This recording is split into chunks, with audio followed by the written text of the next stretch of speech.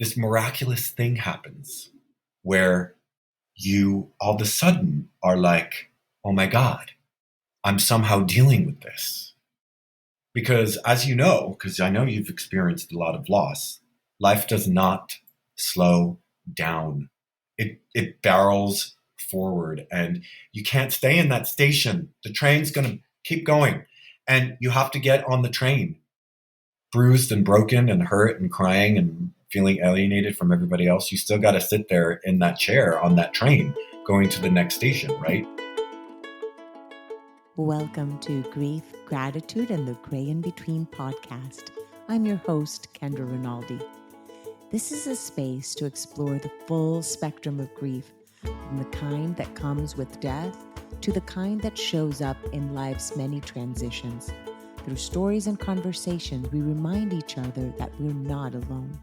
Your journey matters, and here we're figuring it out together. Let's dive right in to today's episode.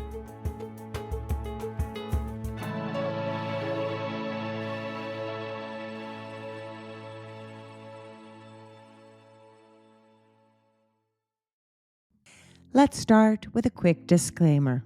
This podcast includes personal stories and perspectives on topics like grief, health, and mental wellness.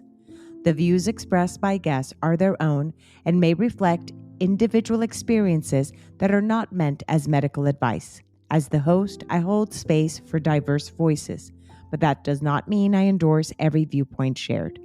Please listen with care and take what resonates with you.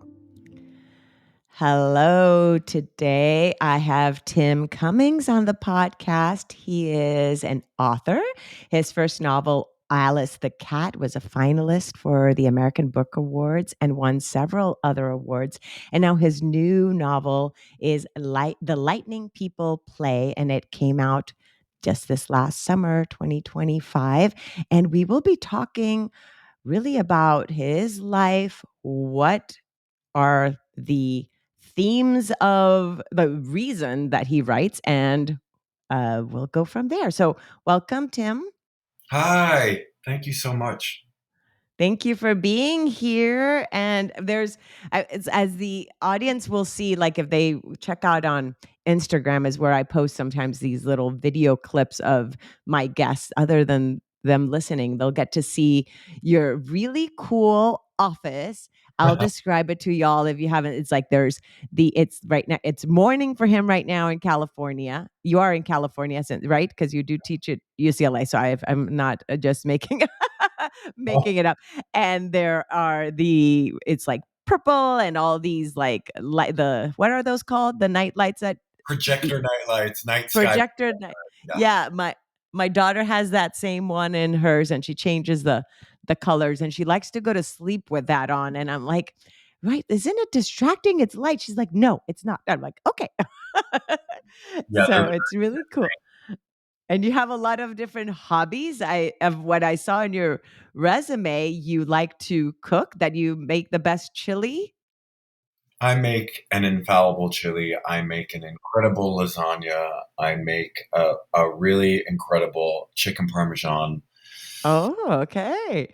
Well, Yeah, now I want to hear about how food then is such a big part then of your life. And are any of these like comfort foods for you, and are any of them passed down yeah. I mean, from your my mother, family?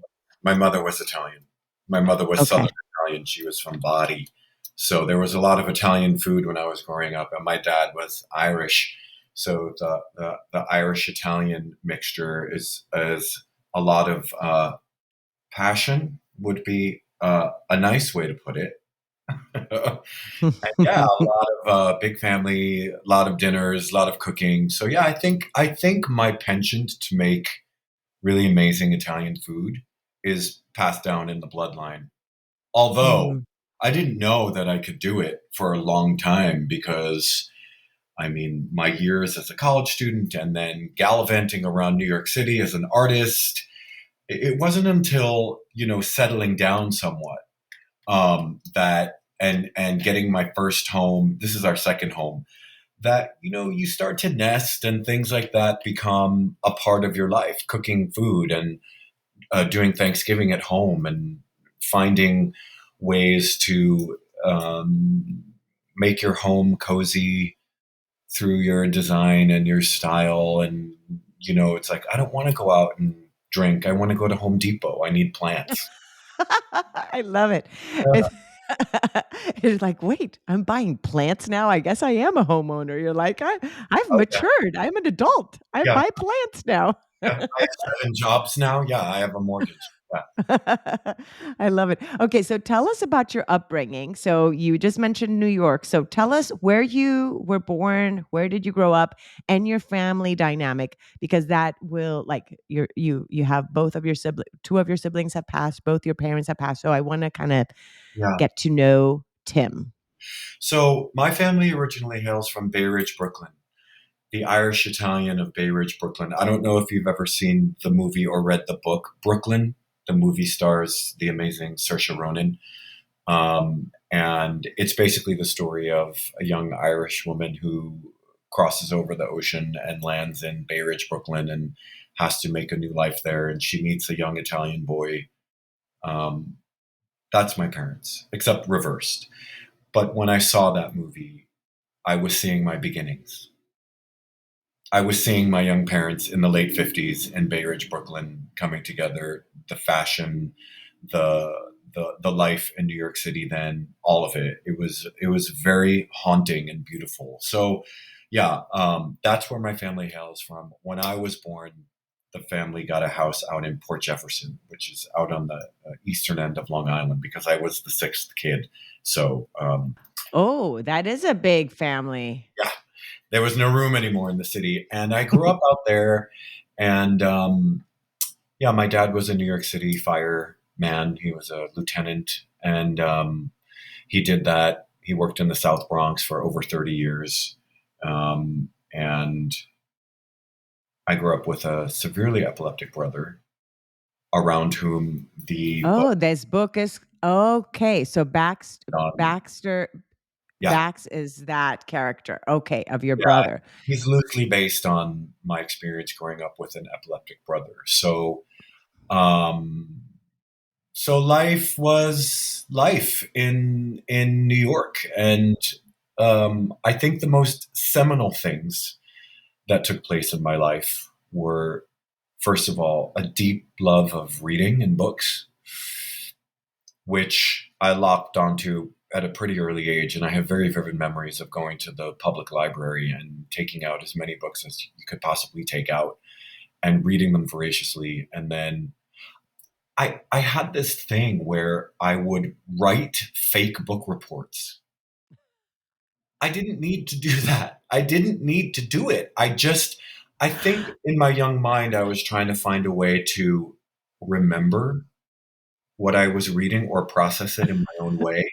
And I think I'm that, laughing because do you know how many people would dread and actually did not like I know my daughter, she used to love reading, and the moment it became homework, she like because it was like she's in, I don't know, second grade or something, and it would be like, okay, write the characters. What's the problem? And she was already reading chapter books. So the problem, the characters were the same one, and every week she had to do this, and she's like, it's the same answer in this.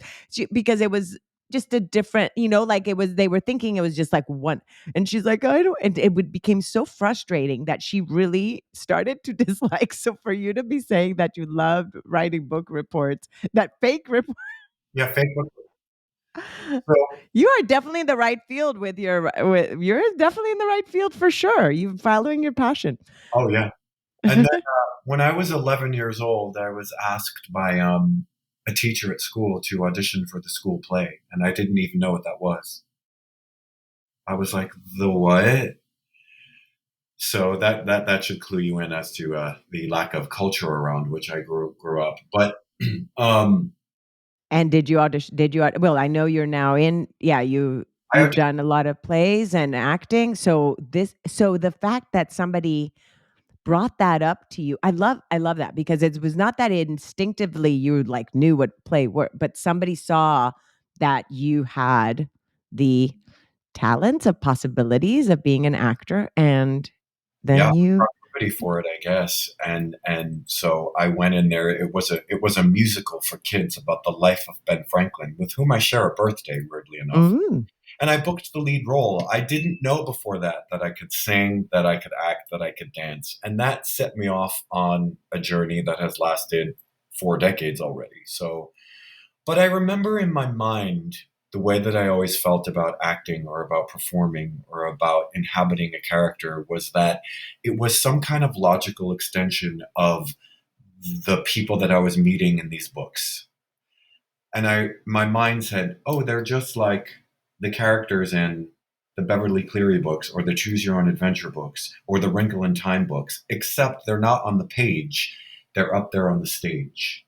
And so I always managed to inhabit characters in a way that felt less performy and more initiated, I guess would be Mm. the word. It's just always felt very deep to me. And as I kept going with that, because I did a lot of theater in school and in community theaters around where I grew up for teenagers, um, I found that I was often asked to take on probably the more difficult or challenging roles. Maybe because I just had an innate understanding that went beyond, I don't know, maybe the surface level reasons that other kids were in A theater. depth. You Yeah. had a depth within you, a maturity within you. And then at 16, unfortunately, I lost my mom to cancer.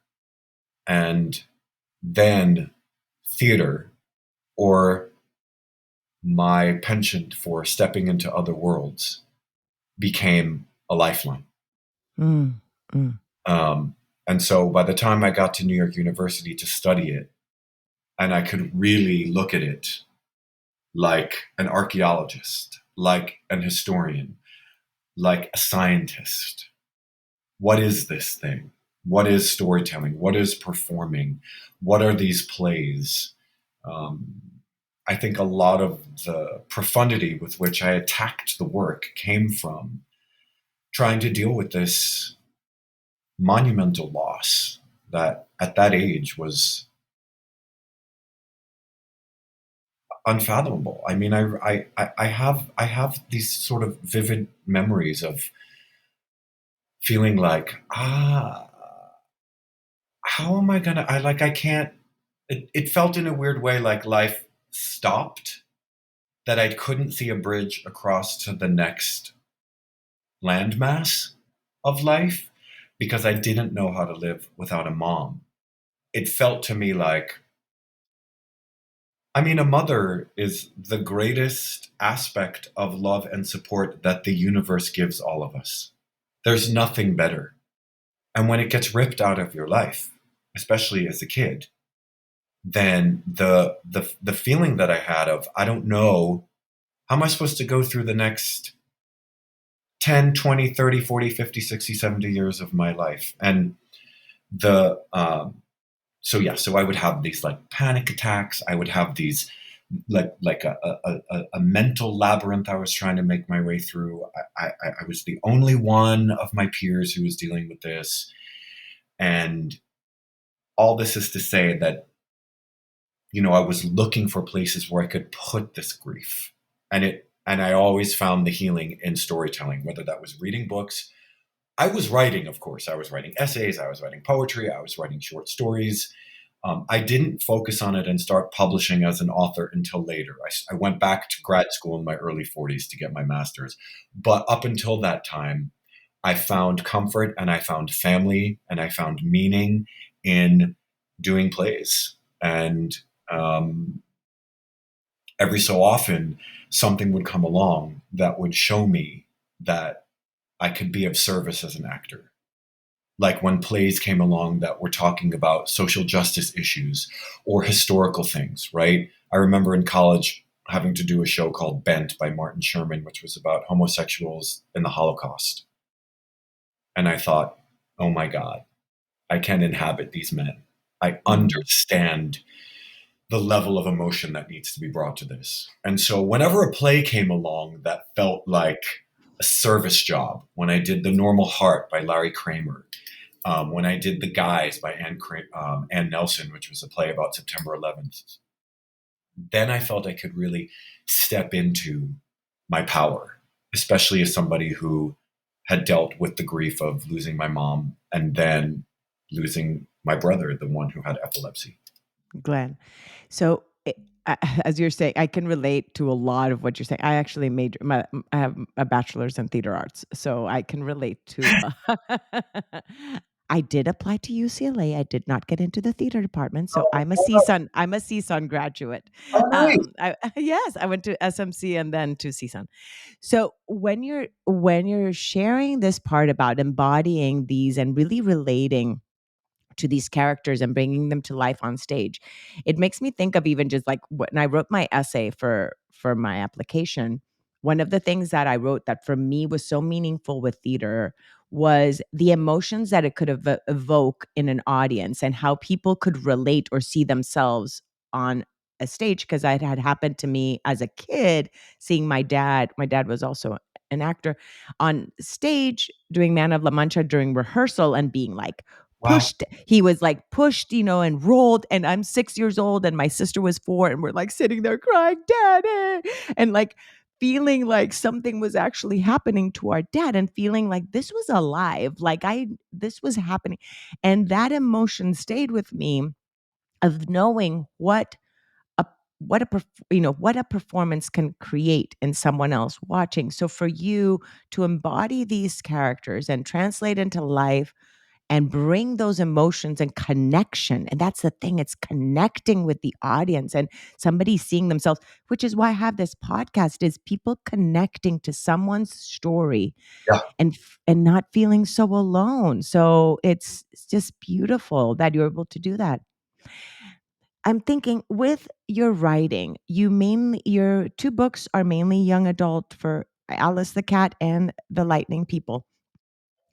Do you feel that because you experienced this grief as a 16-year-old of your mom's passing, did you, do you, let me just say, like, do you write for your 16-year-old self in some of these things? Is that the reason you choose to write for the young adult audience? I would say that um, with Alice the Cat, which is my debut novel, a middle grade novel, because the protagonist in that one is about to be 13, that I wrote from a 13-year-old self. And in the Lightning People play, Kirby is 14, about to be 15. I wrote from a 14 or 15-year-old place. But I think that these books, middle grade and young adult books, are so widely read by their intended age group and adults, because for adults, I think these books create a time machine for you to go back and have a conversation with your younger self. And I think that that's really powerful. And I think it's really the only genre that is read widely by different age groups because of that reason. There's a kind of spiritual alchemy that takes place. And I'm really good at that. Yes, there's a lot of arrested development inside of me. At the age of 12 and 13, I was just really badly bullied for being, gay. I mean, I didn't know at the time that that's what it was, but I grew up around a lot of testosterone, a lot of firemen and cops' sons. And, they would just beat you down if you were different. And I was different. I was expressive. I was creative. I liked nature. I liked music. I just wasn't, I didn't fit into this idea of, boxed in masculinity that they wanted me to fit in. And I was also a free thinker. I was constantly questioning everything. Grew up Catholic, and I was like, none of this makes any sense. Help!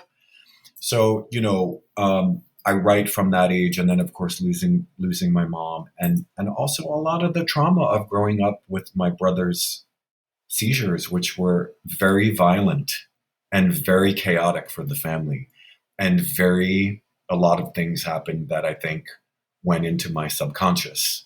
Same thing with losing my mom, and those things were unearthed when I started writing these books. And it was just like a flood of memories and emotion and psychology and wanting to tell my story and wanting to connect to others who could relate to it, help young people who might be going through it, teach the world, create community, all those kinds of things that I think are the natural result of going through a grieving process and being able to utilize story as a unifying thing, if that makes sense. Absolutely, it does. And I'm picturing this young teenage Tim um, going through all these changes, being one of six. First, I was thinking, you're one of six. Which order are you? By the way, which one are you? Where are you The in that baby. order? You're the baby. So your brother Glenn was was he just right after you? Where was he in the birth order?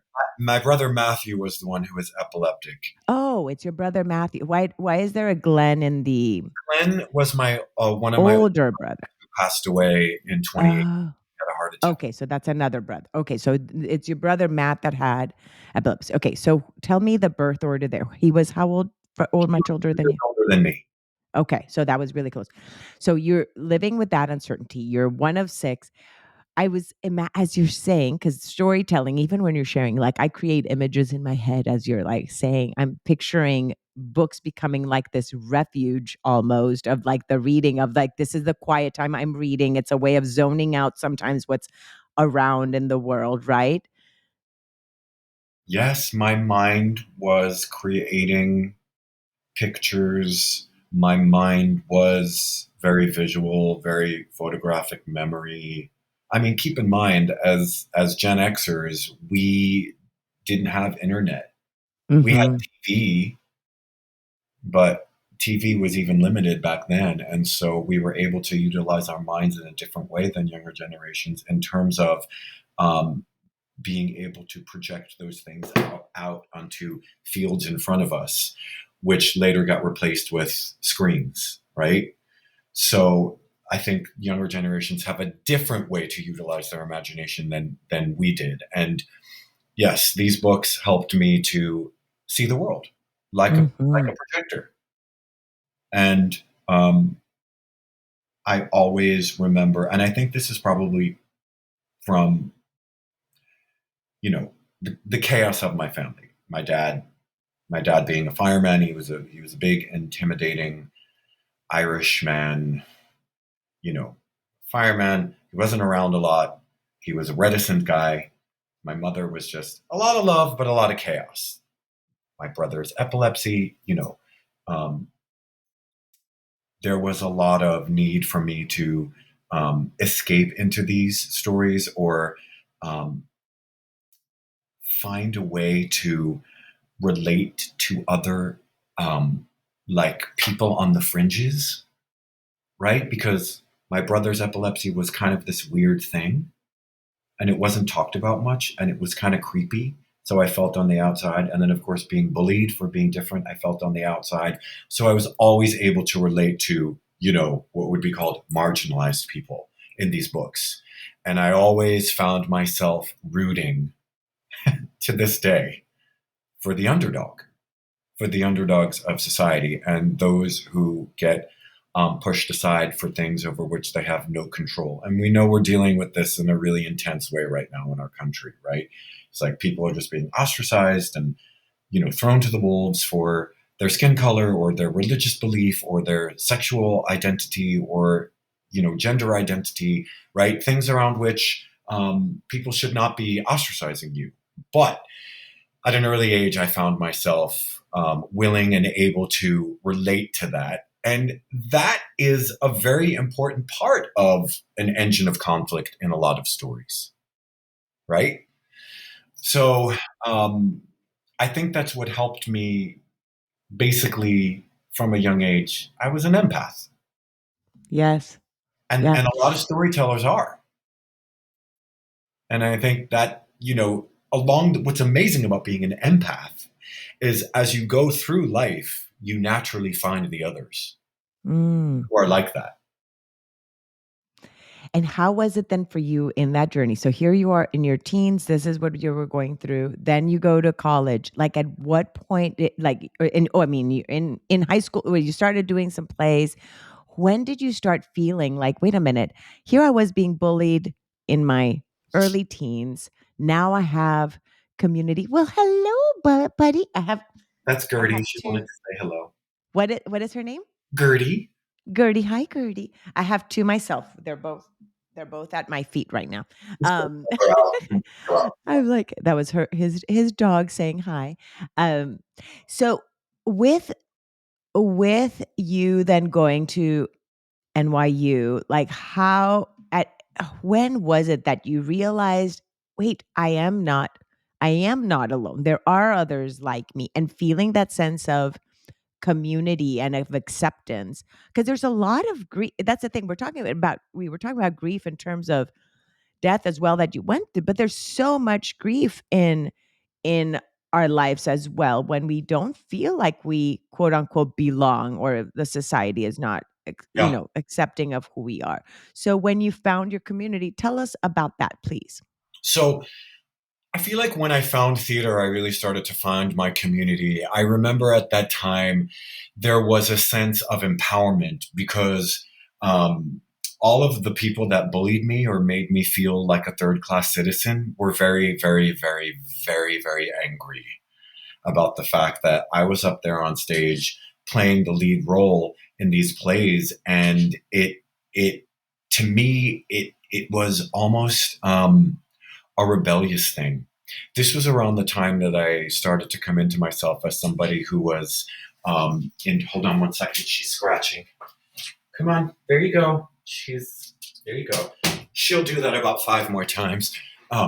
This was around the time that I started to turn my sight toward like punk rock music and post punk and gothic and new wave and industrial and the stranger idols of that world, like Robert Smith of The Cure and Susie Sue of Susie and the Banshees, and you know, people who existed in the world on their own terms and did what they wanted and didn't care what others were doing. This was in tandem with me being up on stage and saying, haha, I'm going to do this thing. And so I remember it made people angry, and that was fuel.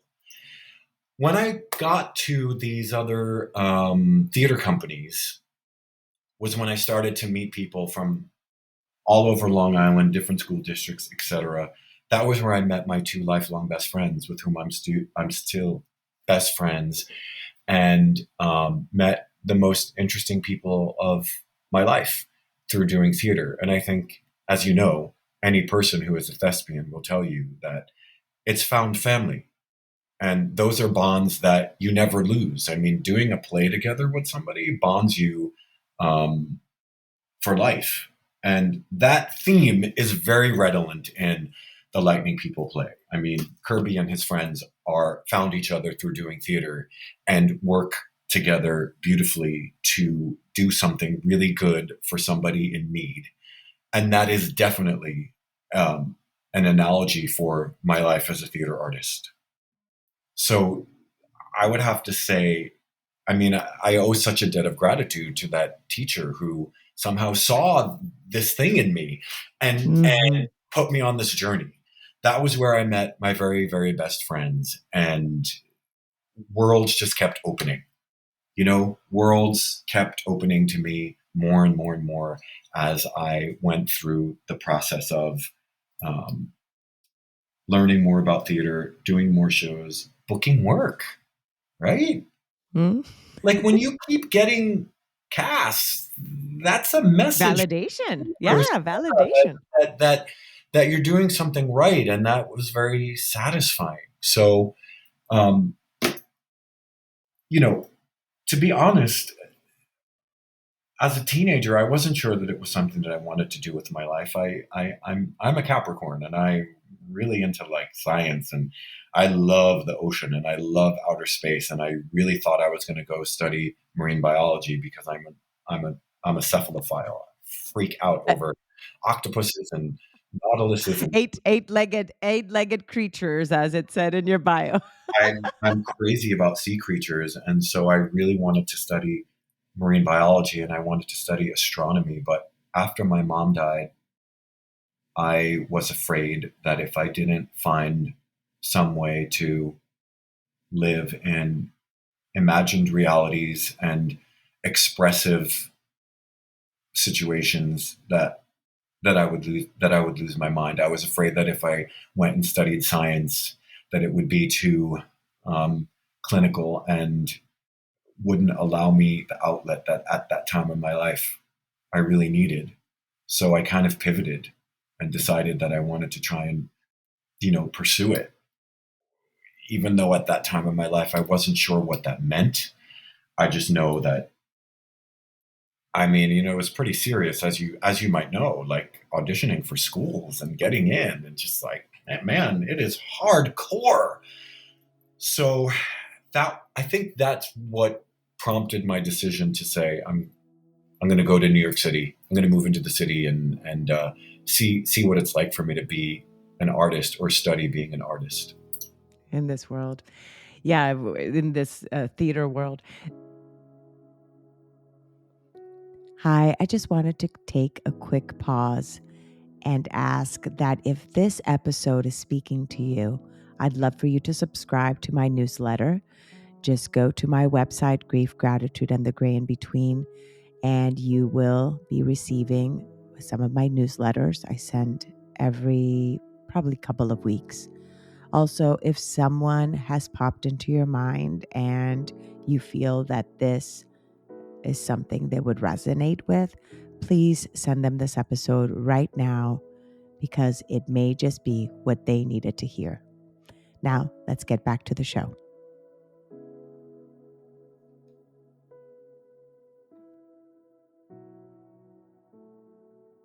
I want to ask you, so reading and writing and acting were your outlets when you were younger. Yeah. How did it shift? And you have had two siblings pass, and then your father as well. Yeah. What other ways have you felt are ways in which you can express your grief? And what are your beliefs about what happens after you die?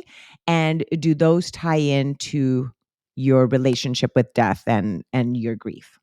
It's a broad question there, but I want you to kind of take us on that. I want to get to know that part of you.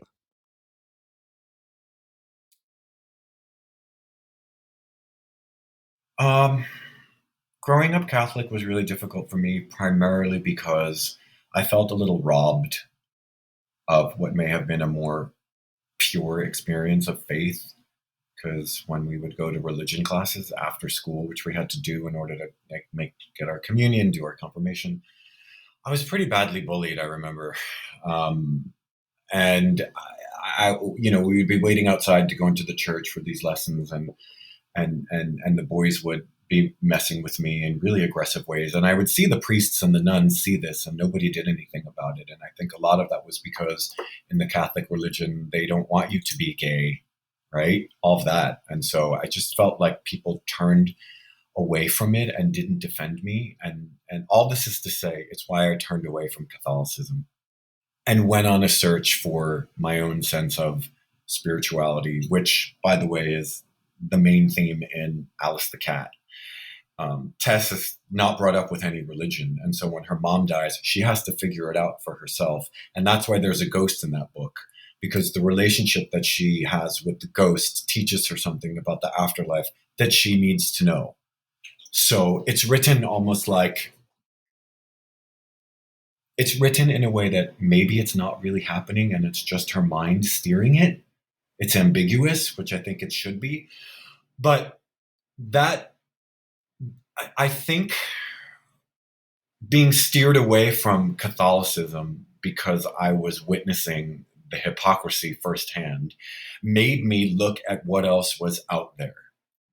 Now, concurrent to this is the fact that I've always been kind of clairvoyant and kind of very open to all of that stuff.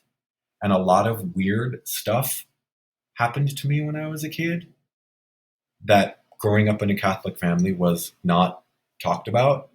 But I also think there was a lot of, I will say, mysterious energy around my brother's epilepsy. When he would have seizures in the middle of the night, we shared a room together, and I always felt like there was something in the room when he would have his seizures, a presence, a doorway to another world, something very mysterious. I don't know if it was a protective energy or a malevolent one, but I know that that went deep into my subconscious, and that's what came out when I was writing the Lightning People play. That's Mm-hmm. who the Lightning People are, and the symbols that they show Baxter, which is what they build the play around, right? That was all because of stuff that happened to me when I was a child, dealing with these strange, mysterious, scientific, spiritual, medical anomalies that to this day people don't really know a lot about. I mean, epilepsy is still a very mysterious neurological affliction. So when my mom died,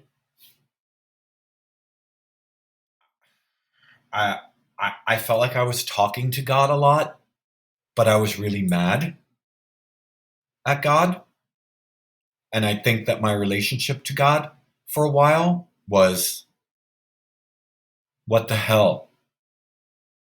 Like, for real? And then when my brother died, it was right around the time that I started to repair my relationship with God. And I don't You mean were how old? How old were you when your brother died? 24. Okay.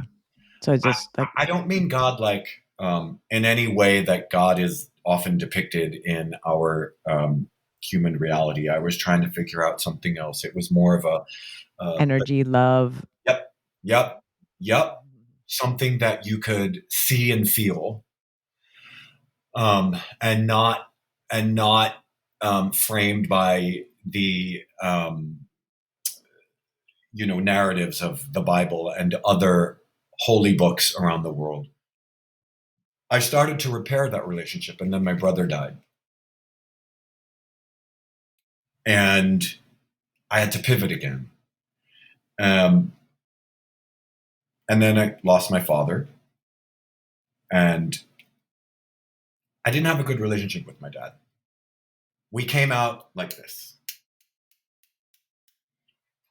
which used to bother me, but I have to say, all the problems I had with my dad ended up being a gift for me in terms of how I confront the world and how I stand up for myself and how I stand up for art and artists and etc. You know, um, but losing my dad, I remember having conversations with God and saying, um, questioning the nature of our relationship and how I felt like my dad never loved me, right? And then when I lost my brother, when I lost Glenn, who dropped dead of a heart attack, I was actually in a play at the time where I was playing a character who had lost his wife and was a character whose narrative arc was grief. And I thought, this is really interesting. This is life and art jumping tracks, and that was one of the first times in my life where the paths got crossed, and I had to process it in a different way than I had processed the other deaths in my life. But I remember around that time that I felt like I started to have a relationship with the Grim Reaper. No, Okay. seriously. I remember when my brother died, Uh-huh. I was like Yeah. over my shoulder a lot. And I was Yeah. like, Well, okay, because if you've seen death that often, you're like, okay, maybe he's just behind me I now. swear to God, I felt like Harry Potter. Oh my goodness. You know how Harry Potter could see the things that nobody else could see because he had experienced death, right? And I wrote this essay about it. I wrote an essay that was published, and it was basically about my relationship with the Grim Reaper in the weeks after my brother died, and how that was the only way that I could process his death. And you know, it this really not uncommon thing that happens to people who experience a lot of death, which is, memento mori. You're going to die too. And it really, really helped me to, I mean, I think all the death in my life has helped me to look at it almost like a Buddhist. Um, and what I mean is this whole notion of when you're amongst the things that you love in life and the people that you love, and you know who love you, um, that's a really good place for you to stop and take pause and really understand what presence is, and that you should be able to see that everything in your life that you love is going to die. Everything. All of the inanimate objects that you love and the material aspects of life are going to go away, and all of the people in your life, all of them. And I think because I've experienced death and grief so many times, this realization does not freak me out. Whereas I know a lot of people, a lot of my friends who haven't had any significant losses are absolutely petrified about it. They have panic attacks about it. And I feel like that's where I can come in and say, hey, listen, it's going to be okay. This miraculous thing happens where you all of a sudden are like, oh my God, I'm somehow dealing with this. Because as you know, because I know you've experienced a lot of loss, life does not slow down. It barrels forward, and you can't stay in that station. The train's going to keep going, and you have to get on the train, bruised and broken and hurt and crying and feeling alienated from everybody else. You still got to sit there in that chair on that train going to the next station, right? So, I try to make my experience with death and my relationship, my strange relationship with God, and my weird friendship with the Grim Reaper. I try to make these things. I try to invite them in and say, how can I be useful to the world as a storyteller? Whether I'm inhabiting a role in a play or a movie, or as an author, being a storyteller. This is my gift to the world. This is how I am of service to the world. And I think that's been my way of turning all of the darkness and sadness of death into something full of light and happiness. When I wrote the Lightning People play, this could have been a really tragic book. My brother's ending was chaotic and tragic and hurtful and sad and annoying and wrong. He should not have died from his epilepsy. But in this book is one of the most hopeful things I could ever imagine as a result of what we went through losing him. These are absolutely incredible kids, so deeply brilliant, and they all use their love of theater to help somebody in need. And because of that, magic from other dimensions comes through and aids them in their quest. That's basically the story. That's and there's in that story too, there's other layers too of grief because one of their dads leaves them too, right? Like so there's this aspect too. So this is a book that can connect with as they're reading. One, they can feel seen in somebody else or even just as adults, but also the grief that can be experienced of someone in your life leaving, right? So there's Yeah. different layers of that, and there's that you're right, and that community and that support. So there's a lot of there's a lot of depth in this book. Alice the Cat, I have not read the Lightning People. I read parts of it, so I can speak on that. And that is your most recent one. And then the essay that you wrote that you referred to, is that the one that is You Have Changed Me Forever? Is that essay? No, You Have Changed Me Oh, Forever is me writing about my experience doing The Normal Heart, playing Ned Weeks in The Normal Heart. Ned Weeks was the surrogate for the activist Larry Kramer. That's a play about AIDS. That was the first agitprop play about AIDS, and that was the cast members around the 5-year anniversary of that play. One of the cast members said to me, you should write about your experience of playing this role. So that's what that's that what that one's. and that won a big award, Yeah.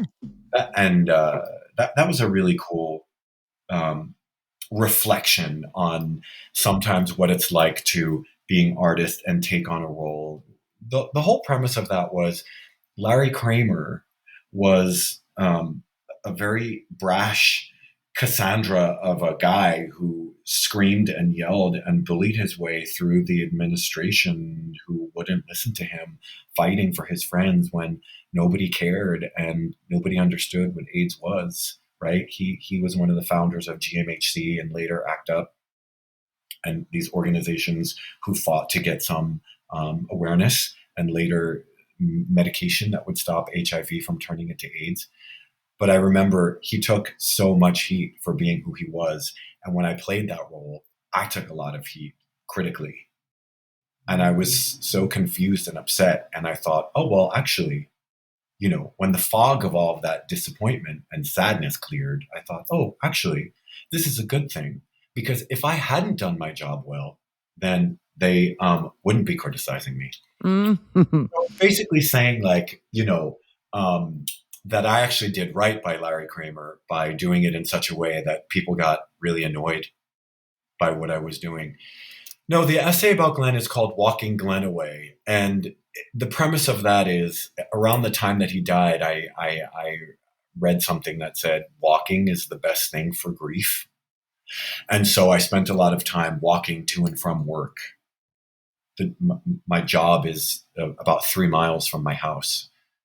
And I would walk, and it's basically a kind of a meditation on what was going on with me and the Grim Reaper, and me processing his death and kind of what was happening in a physiognomy sense, in the brain and in the heart and in your vital organs, the way that grief really does move through your body. So that's sort of an exploration of that. Okay. Thank you for sharing that. Yeah, the walking was definitely one for me too. When my mom died, that's when I got my dog like 2 months later. And so walking became my therapy as well in the walking my dogs. Yeah. It is because you are moving. You do have to move. It happens in your body. It's not just something that happens in your head. It's like it's in you, so you have to move through move it through you in some Yeah. shape or form. So yeah, dancing with whatever movement expression anybody that can have, it helps so much. Yeah, and It in the helps. past couple of years, I discovered a dance aerobics community here in Los Angeles. It's called Pony Sweat. I actually have one of their stickers right here. Look at that, Pony Sweat. Pony Sweat. Yeah, it's a dance aerobics community here in LA, but it's all these really amazing people. It's like punk rock lesbians and trans people and artists and filmmakers and actors and gay men and punk rock gothic people, and the playlist is all my favorite music on the planet. And I go 3 or 4 times a week, Oh, and that's fabulous. I dance my ass off, and I love this community so much. And over the past year and a half, I've seen my mental health improve. I've lost 50 pounds. What? I've lost 50 pounds. And the commitment that I made to, because it just became very clear to me, this is what I want to do to deal with the stress and strain and grief of my life, right? I'm at this point in my life where both of my parents are dead, 2 of my immediate siblings, and my half sibling, Kelly. It's like 90% of my family is wiped out. The only ones who remain are my eldest brother and sister who live down in Florida. And sometimes I fall into pits of existential despair. Where is my family? Mm. It's infuriating. And I have big questions, big important questions that I can't find answers to unless I search big important things, right? So something like dancing to music that I love around a bunch of fellow freaks makes me extremely happy and helps me in what I was talking about earlier, my quest to be of service as a storyteller and help people who are also dealing with this kind of stuff. So it is your responsibility to do the things that will make you feel good and strong. Yes. And this is just one of those things. And for others, it's other things. My husband is an amazing tennis player. He plays tennis several times a week. People find different ways to deal with it, whether that's painting, playing a sport, being a therapist, being a teacher, because teaching really helps me as well. So I do think it's about, what are you doing to make sure that you're taking care of yourself so you can be in a more communal space. But I do, I do have these big existential questions about life because of all of the grief.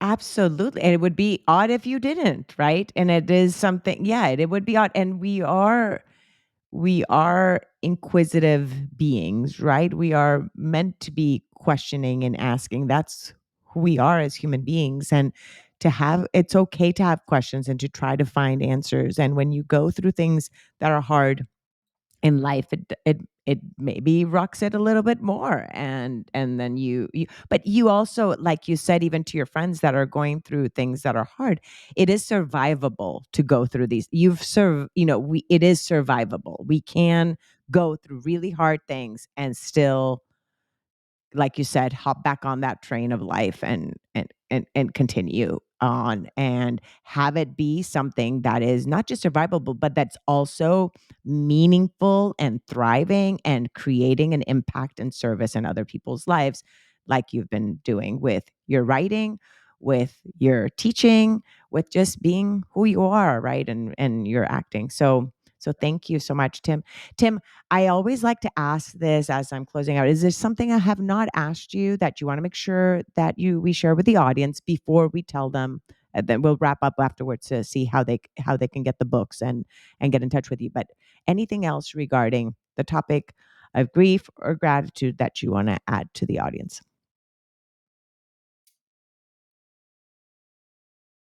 People ask me a lot, what is it that helps you get through um, a lot of the grief that you've been through in your life? And I think when they ask that, they're not talking about the practicalities of, like, you know being a storyteller and just the things that we do as human beings living on planet Earth. Um, and I think about this a lot because when people ask me about that or talk to me about that, or I have an opportunity to talk about that, I always want to make sure that I'm saying what it is that I want to say or want to convey. And it would just be that um, you should feel your feelings. They're really powerful and they don't lie. And I'm somebody who has an enormous amount of feelings in life. I always have since I was a little kid. I remember being shamed for it. I remember always being yelled at, either by my parents or by teachers, because I had a lot of feelings. It took me a really long time to figure out what to do with them. And maybe the fates aligned at a certain point where this surplus of feelings and outlets with which I could turn them into something useful, meaning being a storyteller, met. And they've been happily ever after ever since. So I'm going to say to you that if you are somebody who is afraid of or anxious about your feelings, go deeper. A lot of people have intimacy issues, and a lot of people are afraid of intimacy. And I think it's all to be found in how you process feelings. And that, a lot of people do it in the dark, watching a movie, all those great ways for us to process our feelings, but it's still not you getting in touch with yourself. You've got to find those ways to really inhabit your own feelings and listen to them and really feel them. I'm telling you, it's the only way through. Every Yes. time that I've tried to duck out from under a feeling or circumvent it, it compounds the issue and it gets worse. So I would say face your feelings and then find ways for you to communicate with them and be assertive about, what you want. out of life and for yourself. I just feel like, in the era that we're living in with the internet and social media, and now this looming dark storm of AI, we just keep going further and further and further away from our human feelings. And that scares me a little bit. So my message is basically find whatever way you need to have a really positive relationship with your own feelings. They're not going to hurt you. They're going to help you. Yeah, it's like the children's story, the going on a bear hunt. Going on a bear hunt, can't go around it. You got to go through it, right? We got to go through it. Every single of those emotions, you got to go through them. It is the only way. It's going through them, through these emotions. They really, they're teachers. Each emotion is a teacher. It's going to inform us something about ourselves, and as you said, get to know ourselves better, and also get to connect with others so much better when we're able to really feel our feelings, like you said. So thank They you, Tim. they just don't fail you.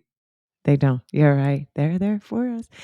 Tim, as we're wrapping up, I want to just thank you so much again. And again, to find the two books, The Lightning People and Alice the Cat.